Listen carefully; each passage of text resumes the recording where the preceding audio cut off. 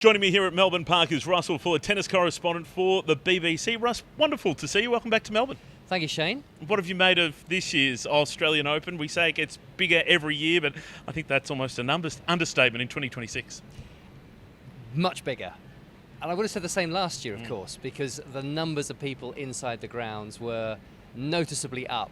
And what they've done with the opening week here is extraordinary. It did feel like the first week of a Grand Slam, and there were probably spectators who were very, very confused. They were probably thinking, why is Aryna Sabalenka not playing? Where's Carlos Alcaraz? Because the numbers were vast. And I'm all for it, generally speaking, because I think if you've got the very best players in the world in your country, particularly when it's so far to travel, then make the most of it. And if you can get best part of 250,000 people inside, watching tennis, qualifying, exhibition matches, it's fabulous. I do think it's overcrowded though, and I think if I was paying a lot of money for a ticket, let's say for the first week of the main draw here, and I couldn't get access to one of the outside courts to watch any tennis, and I was queuing for a long time and it was a struggle to get food and drink, I think it might put me off slightly. So I wonder, I don't know what you think, I wonder if we've actually reached the limit of how many people can be allowed in. So I guess that's the question. Where do you differentiate between a tennis tournament and a tennis Grand Slam and a tennis festival, which I think this has somewhat become over the years, whereby you can be in the Melbourne Park precinct but nowhere near a tennis court, like a Shake Shack or at the ballpark. Is that the struggle, do you think, for the Australian Open, maintaining to ensure that it is first and foremost a Grand Slam? I think you can cater for everybody. I'd just be really interested to see whether next year there's any backlash, whether the numbers drop slightly because people think, well, I couldn't see any tennis, I could barely move. I'm not sure that is going to be the case, because all of the Grand Slams are bursting at the seams and the desire to see these events is huge, and long may it continue.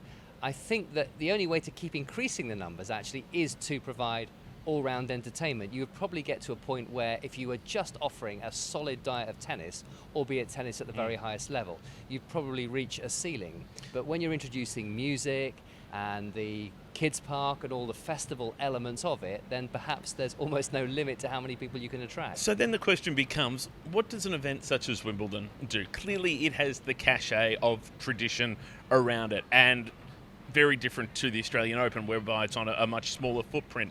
But does it need to move into that festival realm, or do you think the backlash would be such that, no, it's tradition, it's Wimbledon, we wear white, we play tennis?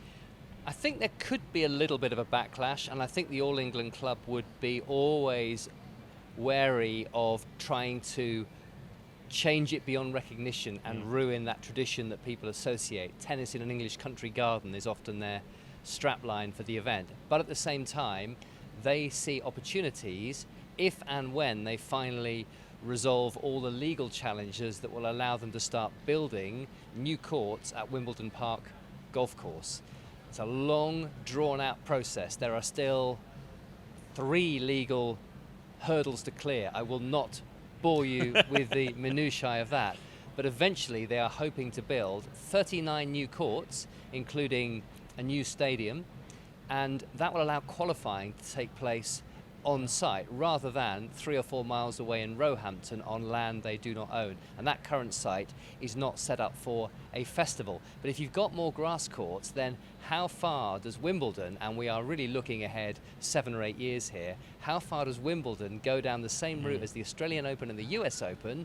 And would they have a kids' day? In the past, you can imagine committee members at the All England Club muttering, over my dead body. But times are changing. It's a chance to make greater revenue. And most importantly, that's your window, isn't it? January is the month for tennis in Australia.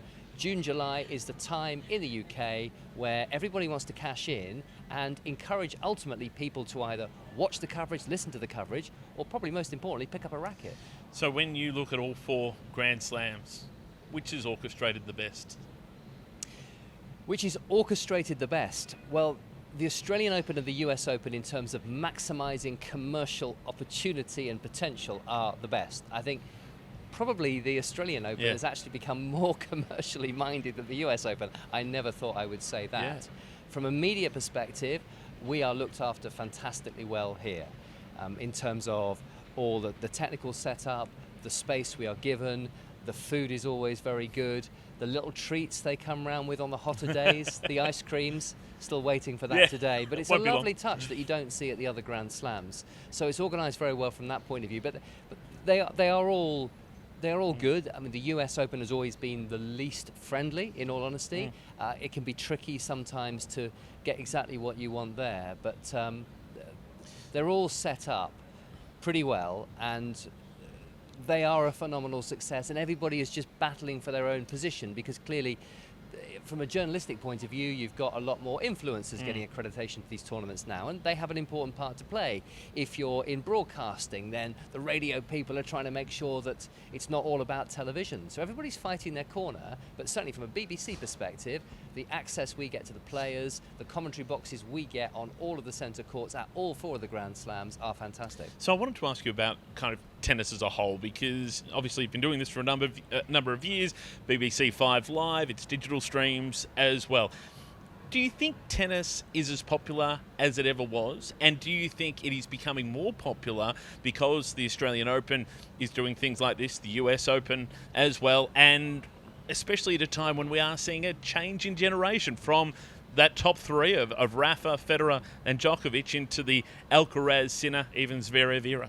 Yeah, I think certainly in terms of numbers coming to the Grand Slams, no question, the popularity is an all-time high, perhaps for some of the reasons that we've been discussing. Television figures around the world, let's see how they settle over the next couple of years. But I think there is a little bit of an after the Lord Mayor show feeling in the men's game, which has been helped enormously by the emergence of Yannick Sinner and Carlos Alcaraz. But I've been asking this last week rather provocatively whether that is a bad thing for the men's game, if it could become boring, if you kind of know before you start a tournament which 2 guys are going to meet in the final. I think on the women's side, you have now 5 or 6 players who have proven that they are very much the best in the world. We've seen 6 of the top 8 reaching the quarterfinals here. So I think it's important for the women's game that these rivalries develop, that we see Swiatek against Sabalenka or Coco Gauff against both of those 2 on a more regular basis. We've been lacking those rivalries. But I think it's a time where tennis needs to be a little bit careful, because there was nothing quite like that golden age of Federer, Djokovic and Nadal. Final word goes to Novak Djokovic and the fact that he was able to skip the 4th round here, straight through to a quarterfinal. Is this his best opportunity to win that record 25th Grand Slam title, surpass Margaret Court? Do you think he'll get a better opportunity than this, knowing how much he loves the Australian Open and Rod Laver Arena? I think his next opportunity is always his best one, given that by the next Grand Slam at Roland Garros, he'll be another 4 months older and he'll be 39 years of age. It's the Aussie Open or Wimbledon, isn't it? They are the 2 you would look at. I think the French Open now, given the physical demands of playing on clay, is very likely to be beyond him, and it gets tougher at the end of the season in New York with the high levels of heat and humidity, and players have got a bit more scar tissue on them, and there are a few injuries, and that could hold him back. So here in Wimbledon, I don't think he'll win a 25th Grand Slam. I don't think that spoils his legacy in any way. I don't think he retires unsatisfied with what he's achieved for one moment. It's a lovely narrative for us to pursue. I would love to see him win number 25, but I think the odds are against now. Russell, always great seeing you down under. Enjoy the rest of the tournament. Thanks for giving us some of your time. Thanks, Shane.